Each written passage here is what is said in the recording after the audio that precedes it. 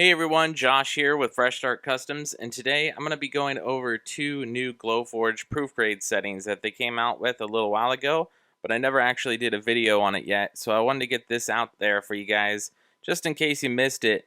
It's pretty nice that they actually added these two new settings here, so it's quicker and easier to use. So they basically created one for 20-pound copy paper and one for cardboard. Well, actually two different sizes of cardboards. And I'll show you that here. I'm going to quickly show you how to get to this. You're going to go ahead and click on your proof grade material up in the top corner. And all you need to do is type in paper. And right there is 20-pound copy paper. You can just select that.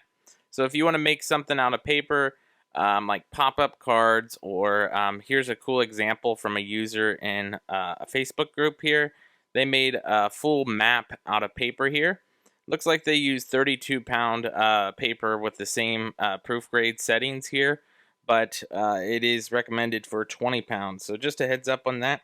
I personally have not used the paper one here, but I do use cardboard all the time. And if you followed me for a while, I always recommend to use cardboard on a design that you haven't tested yet if you want to make sure there's the right spacing or something.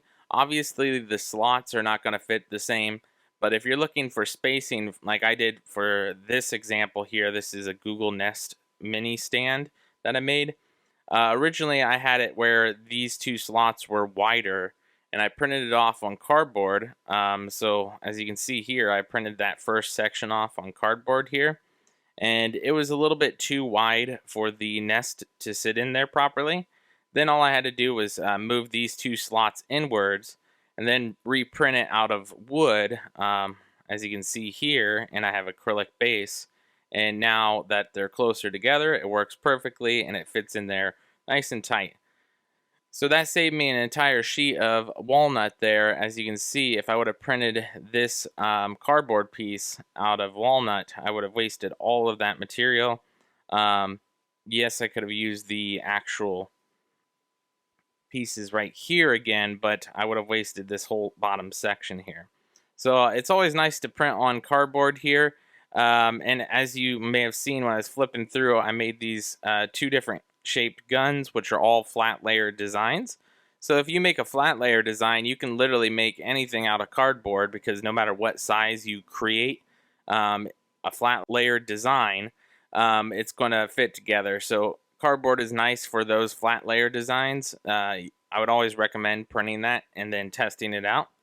But to get to that is the same way. You just click up here in the top left corner, type in cardboard, and as you can see, here's the two cardboard settings. You got an 1/8 inch and 5/32. So you would just select whatever material you'd want. In this case, I'd use 1/8 inch. And then it's already pre-selected for you for the proof grade. And this is the settings that they use for cardboard here.